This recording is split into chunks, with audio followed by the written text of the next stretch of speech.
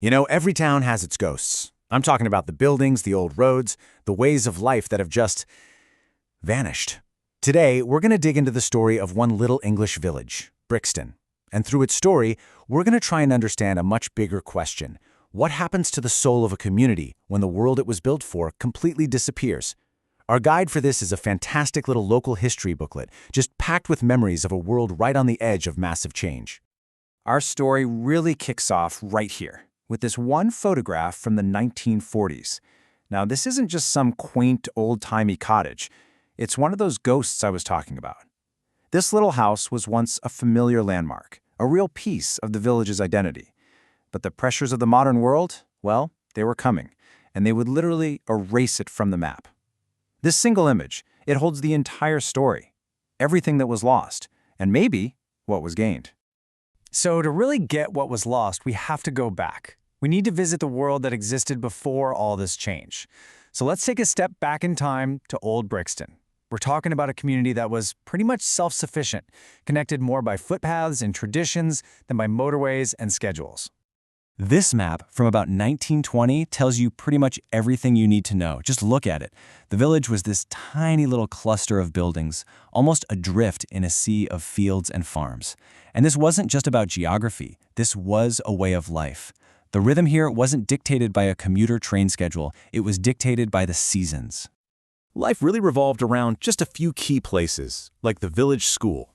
Look at this photo from the 1890s. You see those kids in their Victorian clothes?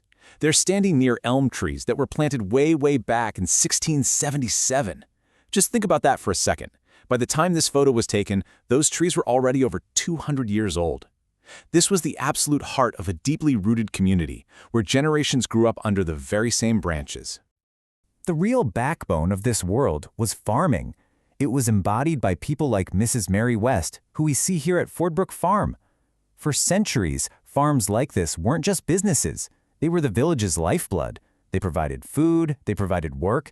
They basically made Brixton a world almost entirely unto itself. The village was also full of these trades that have, well, they've all but vanished now.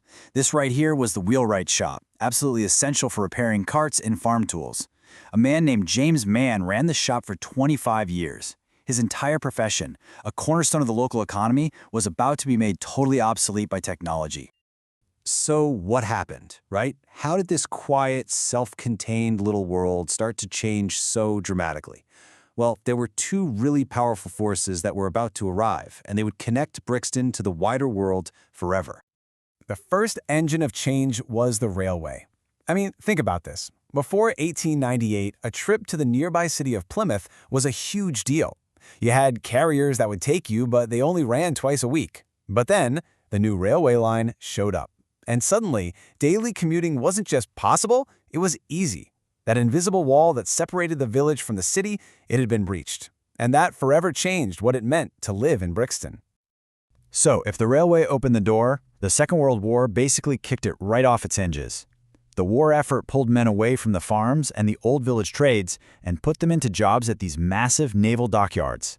This really cemented the village's economic dependence on the city, and that old way of life began to fade faster and faster. Now, these changes weren't just economic or social. You could literally see them on the streets. The whole landscape of the village began to transform, and it started to reflect a whole new set of priorities for a new era. Hey, remember that cottage from the beginning? Well, now we know it was the home of a man named Charlie James and his family. In 1963, it was demolished, and the reason? To widen the main road. The demand for faster car travel literally paved over a family's home, and with it, a piece of the village's history. It's such a stark example of the human cost of what we call progress. That same story of replacement is just perfectly captured in this photo. On the right, you've got the original Methodist chapel from 1898. It was a simple building made of tin put up by the railway workers. And right next to it, the new, more permanent church that was built in 1958. It's this incredible, fleeting moment of the old and new, side by side, right before one inevitably gives way to the other. You know, it's so easy to feel a sense of loss looking at these photos. But the booklet's author, Arthur Clamp, he offers this really crucial perspective. He writes that, yeah, we can capture these moments, but change itself isn't just inevitable. In many cases, it's actually for the better. So, if the buildings start to disappear and the whole economy shifts, what's left? This brings us to the most important question of all. What about the community spirit? Did that disappear too? Or did it just find new ways to express itself? For me, this photograph of the Brixton Home Guard, it says it all. This was taken around 1945, and this isn't just a group of soldiers. It's a portrait of the community itself. These were the local guys, farmers, shopkeepers, all defending their home during a huge national crisis.